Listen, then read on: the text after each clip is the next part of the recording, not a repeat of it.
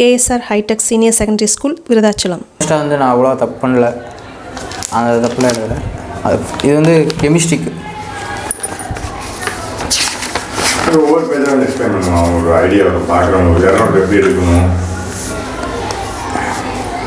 இது வந்து என்னோடய எரர் நோட்டு. நான் வந்து ஸ்டார்டிங்கில் பண்ண தப்பெல்லாம் எழுதி வச்சுருப்பேன். இது வந்து 12th எரர் நோட்டு.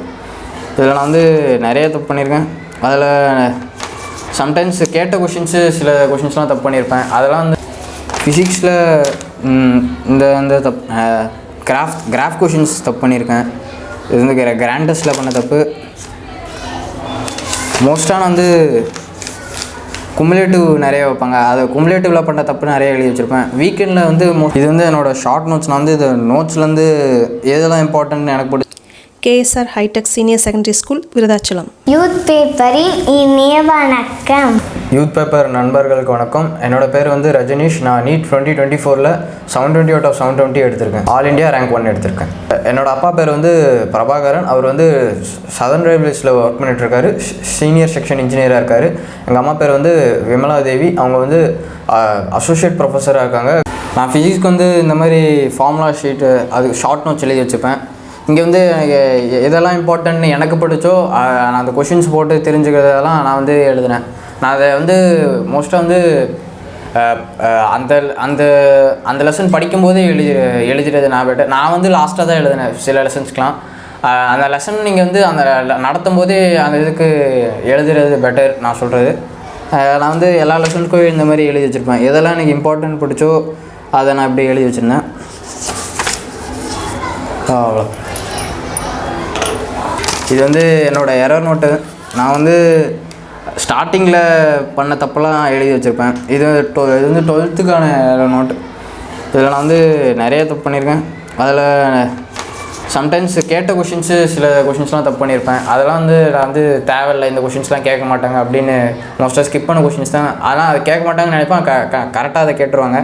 அப்போது பண்ண தப்பெலாம் அந்த மாதிரி எரர் நோட் எழுதி வச்சுக்கிட்டேன். இதை வந்து எக்ஸாம் அந்த பர்டிகுலர் எக்ஸாம் போகிறதுக்கு முன்னாடி பார்த்துட்டு போயிடுவேன். இது மோஸ்ட்டாக ஒரு தாட்டி பார்ப்பேன், அதுக்கப்புறம் மோஸ்ட்டாக அது ஞாபகம் இருக்கும்.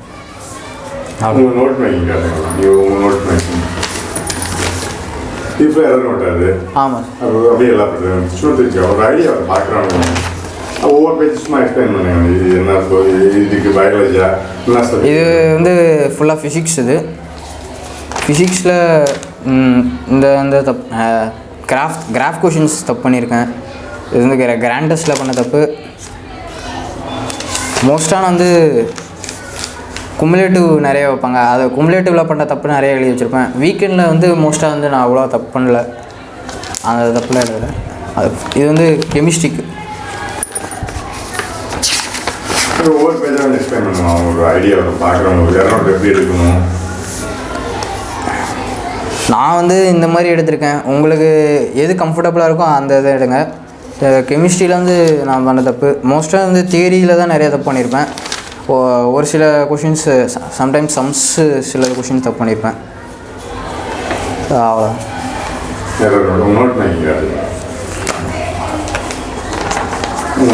இது வந்து என்னோடய ஷார்ட் நோட்ஸ். நான் வந்து இது நோட்ஸ்லேருந்து எதெல்லாம் இம்பார்ட்டன்ட்னு எனக்கு பிடிச்சோ அதுக்கப்புறம் கொஷின்ஸ் சால்வ் பண்ணும்போது இதெல்லாம் இம்பார்ட்டண்ட், இந்த ஃபார்முலாஸ்லாம் இம்பார்ட்டண்ட்டு, அதுக்கப்புறம் ஒரு சில கான்செப்ட்ஸ்லாம் இம்பார்ட்டண்ட், அதை மட்டும் நான் வந்து எழுதி வச்சுருக்கேன்.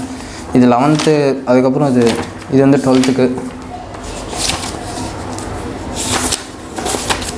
இது வந்து 12th நான் எழுதி வச்சுருந்தேன். இது இல்லாமல் கெமிஸ்ட்ரிக்கு வந்து இந்த இன்ஆர்கானிக்கில் பி பிளாக் இருக்கிறதுக்காக வந்து இந்தந்த ஆர்டர்ஸ்லாம் இம்பார்ட்டண்ட். அந்த இன்ஆர்கானிக் பி பிளாக்ல வந்து டேபிள்ஸில் இருக்கும்.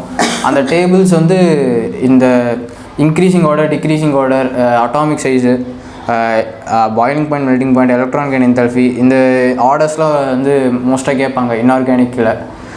அதில் பி பிளாக்ல வந்து ரொம்பவே ஃப்ரீக்வெண்ட்டாக கேட்பாங்க. அதுக்கு நான் வந்து இதை எழுதி வச்சுருக்கேன். எல்லா குரூப்புக்கும் வந்து இந்த ஆர்டர் எழுதி வச்சுருந்தேன். அதுக்கப்புறம்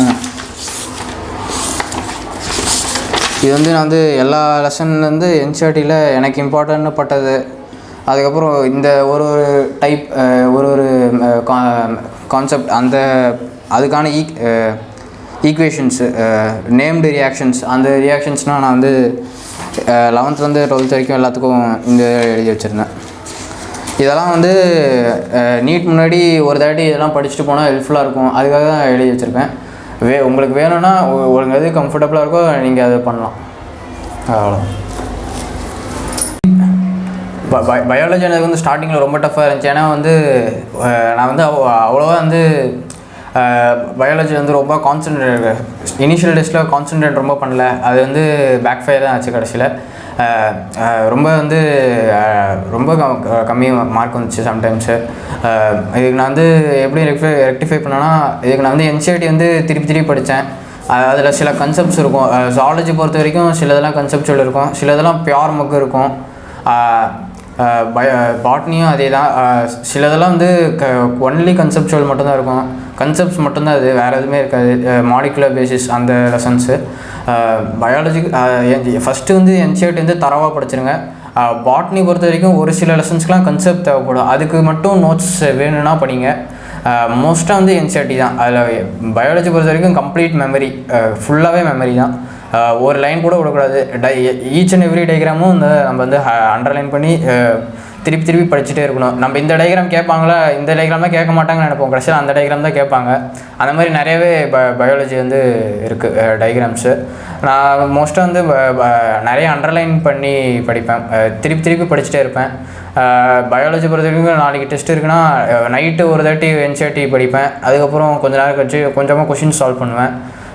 பிஒய்க்யூஸ் பயாலஜி போடுவேன். அதுக்கப்புறம் காலைல வந்து மார்னிங் ஸ்டடி இருக்கும், அங்கே மார்னிங் ஸ்டடி ஒரு 6 o'clock ஆரம்பிக்கும். அங்கே வந்து திருப்பி அதே லெசனை படிப்பேன், வேணும்னா கொஷின்ஸ் போடுவேன். அது என்சிஆர்டி எக்ஸாம் போகிறதுக்கு முன்னாடி திருப்பி ஒரு தாட்டி படிப்பேன். மோஸ்ட்டாக வந்து என்சிஆர்டி தான் திருப்பி படிப்போம். அதுக்கப்புறம் எக்ஸாம் டைம் அப்போது கொஷின்ஸை வந்து தரவாக படிக்கணும். கொஷின்ஸ் வந்து ஈச் அண்ட் எவ்ரி கொஷின்ஸ் அந்த படிச்சுட்டு இதெல்லாம் இம்பார்ட்டண்ட்டு, கரெக்ட் கேட்குறாங்களா இன்கரெக்ட் கேட்குறாங்களா அதெல்லாம் அண்டர்லைன் பண்ணி பார்க்கணும். அதுக்கப்புறம் இந்த ஆப்ஷனுக்காக இருக்குது, இந்த ஆப்ஷன் தான் ஷேட் பண்ணணும், ஒழுங்காக பார்த்து ஷேட் பண்ணணும். அது இல்லாமல் சம்டைம்ஸ் அது கன்ஃபியூஸ் ஆகும். வந்து அவங்க ஆப்ஷன்ஸில் வந்து கொஷின்ஸில் எப்படி கொடுப்பாங்கன்னா ஏபிசிடின்னு கொடுத்துட்டு அதுக்கப்புறம் ஆப்ஷன்ஸு 1 2 3 4ன்னு கொடுத்துட்டு அதில் வந்து ஃபஸ்ட் ஆப்ஷனில் ஏ,B, செகண்ட் ஆப்ஷனில் B,C அந்த மாதிரி கொடுக்க வாய்ப்பு இருக்குது. நம்ம ஏபிசி பார்த்ததுக்கப்புறம் கரெக்டுன்னு நினச்சிரும். கொஷினில் எது கரெக்டுன்னு கேட்டிருப்பாங்க, ஏ கரெக்ட்னா டக்குன்னு ஏ ஷேம் பண்ணுறோம். கடைசியில் வந்து 1 2 3 4 அந்த ஆப்ஷனில் ஏபிசி அந்த கரெக்ட் வரும். அந்த மாதிரி மிஸ்டேக்ஸ் நான் நிறைய பண்ணியிருக்கேன். கொஷின்ஸ் ஒழுங்காக படிக்காது தான் மோஸ்ட்டாக பண்ண மிஸ்டேக்ஸு.